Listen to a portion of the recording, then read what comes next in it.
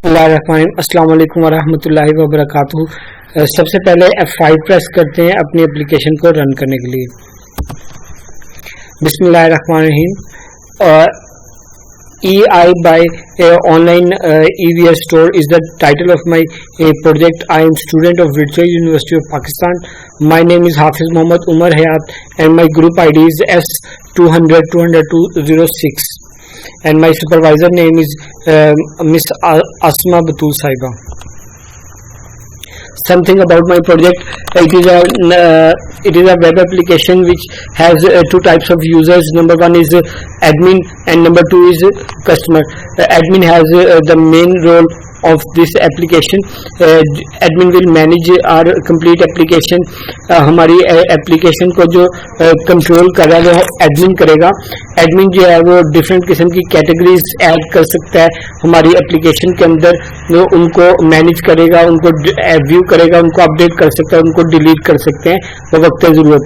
इसी तरह से उन कैटेगरीज के अंदर डिफरेंट किस्म की एसेंशियल एसेसरीज और जो है आइटम्स जो है प्रोडक्ट्स आइटम्स वो ऐड कर सकते हैं. ठीक है, हर कैटेगरी में अपनी अलग प्रोडक्ट्स होंगी, उसकी एसेंशियल्स एसेसरीज जो है वो अलग अलग होंगी, जिनको जो है वो कस्टमर जो है वो उनको देखेगा, कस्टमर उनको बाय करेगा और उसको ऐड टू कार्ट करेगा, उसको अपनी विश लिस्ट में डालेगा और बवक्त ज़रूरत कस्टमर हमारी एप्लीकेशन को यूज़ करते हुए अपनी कार्ड में से डाटा डिलीट या मॉडिफाई भी कर सकता है. और एंड में जो है वो हमारी एप्लीकेशन को इस्तेमाल करते हुए कस्टमर जो है वो जो डिफरेंट किस्म की प्रोडक्ट्स हैं उनको कार्ट करने के बाद जो है उसको ऑर्डर प्लेस कर सकता है. और पेमेंट मेथड जो है हमारी एप्लीकेशन में मैंने 3 पेमेंट मेथड रखे हुए हैं कि ऑनलाइन भी पेमेंट की जा सकती है और कैश ऑन डिलीवरी भी पेमेंट की जा सकती है और ऑनलाइन बैंक के थ्रू या क्रेडिट कार्ड के थ्रू भी पेमेंट की जा सकती है. बाज़ दफ़ा ऐसा होता है कि एप्लीकेशन को डेवलप करने के लिए आप मुख्तलिफ सॉफ्टवेयर मॉडल्स को देखते हैं, उनका एनालिसिस करते हैं, तो आपको पता चलता है कि एक प्रोसेस मॉडल काफ़ी नहीं होता किसी सॉफ्टवेयर को डेवलप करने के लिए. तो बाज़ औक़ात आप क्या करते हैं, 2 या 2 से ज़्यादा मॉडल जो हैं उनको कंबाइन कर लेते हैं और उनको यूज़ करते हैं. तो जो यहाँ पर हमें हम कंसीडर करें वो VU प्रोसेस मॉडल है. VU process model is the combination of waterfall model as well as spiral model. इसमें दोनों मॉडल्स की खुसूसियात हैं. ये आपको जो डिफरेंट स्टेप्स नजर आ रहे हैं ये रेक्टेंगल्स में, ये डिफरेंट स्टेजेस हैं. रिक्वायरमेंट की स्टेज है, एनालिसिस की स्टेज है, डिजाइन, कोडिंग, टेस्टिंग, एक्सेप्टेंस. ये फंक्शन वाटरफॉल मॉडल की डिफरेंट स्टेजेस हैं और इन स्टेजेस के दरमियान में हमारा स्पाइरल मॉडल भी एक्ट कर रहा है. वो प्लानिंग के तौर पे इस्तेमाल हो रहा है, रिस्क एनालिसिस कर रहा है, डेवलपमेंट कर रहा है और क्लाइंट की इवैल्यूएशन को रिकॉर्ड कर रहा है. तो ये भी डॉक्यूमेंटेड अप्रोच है. हम इन दोनों अप्रोचेस को अप्लाई करके हम अपने जो प्रोजेक्ट है उसको बेहतर बनाने की कोशिश कर रहे होते हैं. इसमें सिर्फ एक ड्रॉबैक है इस मॉडल में कि इसका जो टाइम है वो बहुत ज़्यादा कंज्यूमिंग है, टाइम टेकिंग प्रोसेस है और यूज़र को एंड एक्सेप्टेंस में यूज़र के पास आना है. तो यूज़र को एंड में पता चलना है कि मेरी प्रोडक्ट ठीक है या गलत है. ठीक है, इतनी देर तक ये चीज़ें चलती रहेंगी. एंड में आपको पता चलेगा सही है या गलत है, फिर आपको दोबारा से रिक्वायरमेंट गैदरिंग करनी पड़ेगी.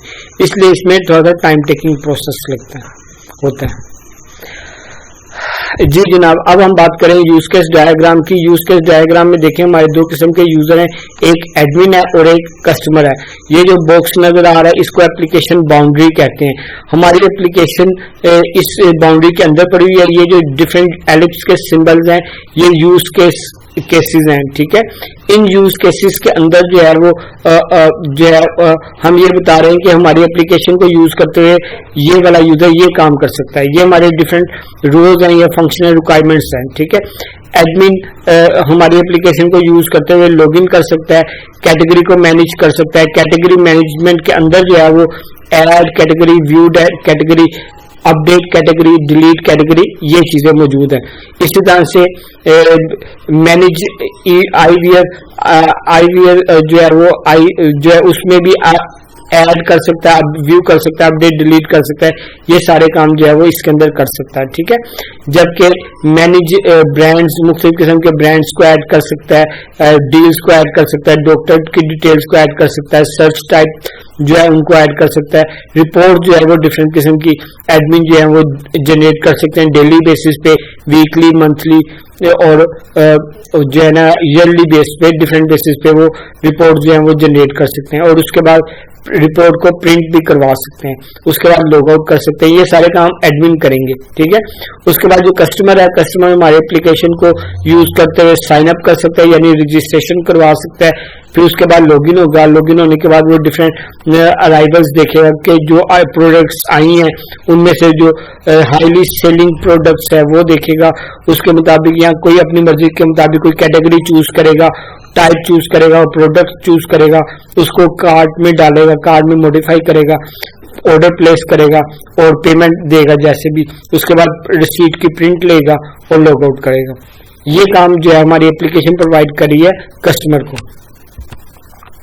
ये जो मैंने ऊपर फंक्शनल रिक्वायरमेंट्स बताई हैं पहले, वही यहाँ पे बिजनेस रूल्स हैं। बिजनेस रूल में एडमिन के काम लिखे हुए हैं, ये एडमिन की रिक्वायरमेंट्स हैं और कस्टमर की रिक्वायरमेंट्स भी मैंने बता दी है पहले। ये हमारी आर्किटेक्चरल डिजाइन डायग्राम है। आर्किटेक्चरल डिजाइन डायग्राम को अगर आप गौर से देखें तो आपको पता चलेगा कि ये 3 लेयर आर्किटेक्चर है। 3 लेयर आर्किटेक्चर में जो है हमारी एप्लीकेशन जो है वो 3 लेयर्स में काम कर रही होती है, ठीक है। 3 लेयर्स में हमारी एप्लीकेशन काम कर रही है। हमारी एप्लीकेशन जो है वो पहली लेयर जो है वो हमारी बिजनेस लेयर है, सॉरी एप्लीकेशन लेयर है। यूजर को जो है वो ये वाली एप्लीकेशन लेयर नजर आ रही होती है। यूजर जो है वो इसी एप्लीकेशन पे रिक्वेस्ट सेंड करता है और इसी से रिस्पॉन्स लेता है। और निचली एप्लीकेशन जो है वो लेयर जो है वो बिजनेस लेयर है, इसको लॉजिकल लेयर भी कहते हैं। इसमें तमाम लॉजिक्स जो हैं वो बिजनेस रूल्स हमने इसी में अप्लाई करने, यानी कि जो भी हमने काम करना है वो दरअसल बिजनेस लेयर में काम करना है, ठीक है। ये सी शार्प का जो कोड है वो हमारी इस लेयर में किया जाता है। कोड सोर्स जो है, कोड फाइल जो है वो हमारी इसमें है, ठीक है।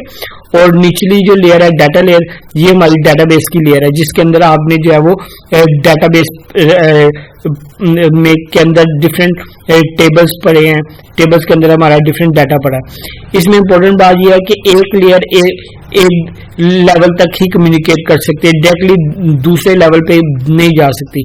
मिसाल के तौर पे एप्लीकेशन लेयर ने डाटा लेयर में डाटा सेंड करना है तो वो पहले क्या करेगी, वो पहले जो है वो बिजनेस लेयर से को डाटा देगी, डाटा बिजनेस लेयर से होकर फिर डाटा लेयर में जाएगा, ठीक है, डाटाबेस की लेयर में जाएगा। इसी तरह से जब हमने कोई डाटा शो करवाना होगा एप्लीकेशन लेयर में तो हम पहले जो है वो बिजनेस लेयर से डाटा जो है वो डाटाबेस से रिक्वेस्ट करेंगे। डाटाबेस लेयर जो है वो हमें डाटा देगी बिजनेस लेयर में, उस बिजनेस लेयर से फिर हम जो है वो एप्लीकेशन लेयर में उसे फैच करवाएंगे, एक्सेस करेंगे और उसको एक्सेस करने के बाद वो यहाँ पे डिस्प्ले हो जाएगा और यूजर जो है वो उसे देखेगा। हम जो सॉफ्टवेयर यूज करें वो VS स्टूडियो है, VS स्टूडियो के अंदर ये तीनों लेयर्स हम काम करें, उनकी कम्युनिकेशन, सिक्योरिटी एंड इंटीग्रेशन वगैरह ये सारा काम जो है वो हमारा सॉफ्टवेयर ऑटोमेटिकली मैनेज करे, हमें इस पे काम करने की जरूरत नहीं है। एप्लीकेशन लेयर के तौर पे हमने XHTML यूज किया है, CSS यूज किया है, जबकि बिजनेस लेयर के तौर पे हमने अपना C# का कोड इस्तेमाल किया है, कोड सोर्स जो है, जबकि डाटा लेयर में हमने जो है वो SQL सर्वर इस्तेमाल किया है। प्रोजेक्ट शेड्यूल है कि ये SRS है, डिजाइन डॉक्यूमेंट है, टेस्ट फेज है और फाइनल डिलीवरेबल है, इसके डिफरेंट फेजेस हैं और ये हमने इन डेट्स में सबमिट करवाना था। अब आगे हमारी बहुत इंपॉर्टेंट डायग्राम, इसका नाम है सीक्वेंस डायग्राम। सीक्वेंस डायग्राम ये बता रही है कि कोई एक यूज केस जो है, कोई एक फंक्शन जो है वो किस तरह से टाइम के लिहाज से काम करता है और उसमें कितने ऑब्जेक्ट्स आपस में कम्युनिकेट करते हैं, उनको हम एक्टिविटी के तौर पे शो करते हैं, तो वो एक पूरा प्रोग्राम बनता है, उसको हम सीक्वेंस डायग्राम कहते हैं, ठीक है। UML नोटेशन में वो जो ग्राफिकल प्रेजेंटेशन है किसी काम को करने की टाइम के लिहाज से, उसको हम सीक्वेंस डायग्राम कहते हैं, ठीक है। मिसाल के तौर पे ये देखें, ये हमारा एक ऑब्जेक्ट है U जो कि यूजर की क्लास है। अब ये समझ लें कि ये यूजर का ऑब्जेक्ट है U और इसी तरह से हमारी एक एप्लीकेशन का पेज है जिसका नाम है एडमिन पैनल, ठीक है। GUI पेरेंट है कोलन एडमिन पैनल, यानी कि ये जो है ये हमारी GUI में से एक पेज है जिसका नाम है एडमिन पैनल। इसी तरह से हमारी डेटाबेस में मैंने MySQL यूज किया, उसके अंदर हमारी डेटाबेस है MyDB, वो है, ठीक है, उसका ऑब्जेक्ट है, ठीक है। ये हमारे 3 ऑब्जेक्ट्स हैं। अब ये जो डॉटेड लाइन में आपको नजर आ रहा है इसको कहते हैं टाइमलाइन, ठीक है। और ये नीचे जो बॉक्स है ये हमारी एक्टिविटी बार है, ठीक है। सबसे पहले यूजर हमारे जो है सिलेक्ट करेगा कैटेगरी को जो कि GUI में आ रही होगी, वहां से कैटेगरी सिलेक्ट करेगा, उसके बाद आइटम को सिलेक्ट करेगा, उसके बाद व्यू पर क्लिक करेगा। जब जैसे वो व्यू एक पर क्लिक करेगा वो जो है गेट आइटम आईडी के लिहाज से वो डाटा जो है वो रिक्वेस्ट जाएगी डेटाबेस में, और डेटाबेस से डाटा शो होके रिट्रीव होगा और वो सामने डिस्प्ले हो जाएगा GUI में, और वहां से यूजर उसको देख लेगा, ठीक है। ये सिंक्रोनस मैसेज है। सिंक्रोनस मैसेज में एक एक्टिविटी डाटा जो है ये एक एक्टिविटी बार है ना, एक्टिविटी बार से एक ऑब्जेक्ट जो है वो अपना मैसेज भेजता है दूसरे ऑब्जेक्ट को in the form of function. ये फंक्शन में उसने मैसेज भेजा और उसका रिप्लाई जो है वो डॉटेड फॉर्म में हमने दे दिया, ठीक है। ये फंक्शन है और ये उसका रिप्लाई है। इसी तरह से यहाँ पे ये एक्टिविटी बार जो है इसमें हमारी एप्लीकेशन ने रिक्वेस्ट सेंड की बिजनेस लेयर के थ्रू इसमें डेटाबेस में, और डेटाबेस से डाटा जो है वो रिक्वेस्ट होने के बाद उसका रिस्पांस ये यहाँ पे आ रहा है, फिर उसके बाद ये वाला चल रहा है। इसी तरह से जो है ये तीनों ऑब्जेक्ट्स हमारे यूज हो रहे हैं एडिट आइटम्स के अंदर। अच्छा, यहाँ पे क्या करें, सबसे पहले जो है वो यूजर आया, यूजर ने आके कैटेगरी को सिलेक्ट किया, आइटम आईडी को सिलेक्ट किया, व्यू आइटम आईडी किया, तो डेटाबेस में उस आइटम का आईडी गया और उसका डाटा आ गया हमारे पास, ठीक है। और डाटा जो है वो डिटेल जो है वो शो हो गई यूजर को। यूजर ने फिर क्या किया, उस डिटेल को एडिट किया, एडिट करने के बाद अपडेट पर क्लिक किया तो वो हमारा डाटा अपडेट हो गया, अपडेट डेटाबेस में हुआ और उसके बाद उसे बता दिया successful data is updated successfully. जी, ये हमारी एक और बड़ी मजेदार डायग्राम आ गई, इसको कहते हैं लॉजिकल मॉडल या क्लास डायग्राम, ठीक है। इसमें ये आपको डिफरेंट क्लासेस नजर आ रही होंगी। मैं आपको सबसे पहले बताता हूँ, ये क्लासेस हैं। ये क्लासेस जब आपस में रिलेशनशिप बनाती हैं तो इसको कहते हैं एसोसिएशन, ठीक है। एसोसिएशन जो है वो क्लास में 2 तरीकों से होती है। एक होती है क्लास एसोसिएशन और दूसरी होती है ऑब्जेक्ट एसोसिएशन।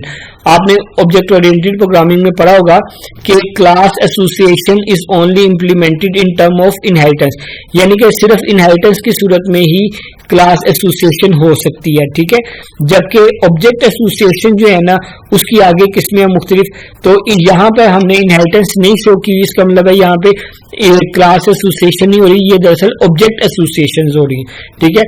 ऑब्जेक्ट एसोसिएशन 3 तरीकों से होती है, simple association, aggregation and composition. Simple association में एक ऑब्जेक्ट जो है वो दूसरे ऑब्जेक्ट की सर्विसेज को यूज कर रहा होता है। जैसे यहाँ पर जो है ये यूजर जो है वो डॉक्टर की एडवाइसेस ले रहा है, यूजर जो है वो आइटम्स को देख रहा है, यूजर जो है वो फीडबैक्स दे रहा है और जो है हेल्पिंग मटेरियल ऐड कर रहा है। इस आइटम के अंदर जो है डिफरेंट हेल्पिंग मटेरियल है।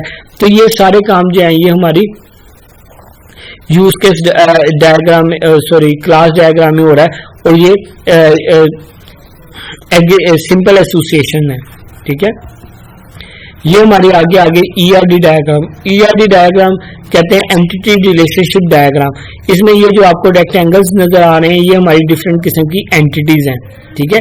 ये डिफरेंट किस्म की एंटिटीज हैं। इन एंटिटीज को आपस में जोड़ने के लिए यहाँ पे डायमंड साइन लगाया हुआ है। इस डायमंड साइन को कहते हैं रिलेशनशिप। क्या कहते हैं? रिलेशनशिप कहते हैं। और इनकी यहाँ पे कोऑर्डिनैलिटीज बताई हुई है।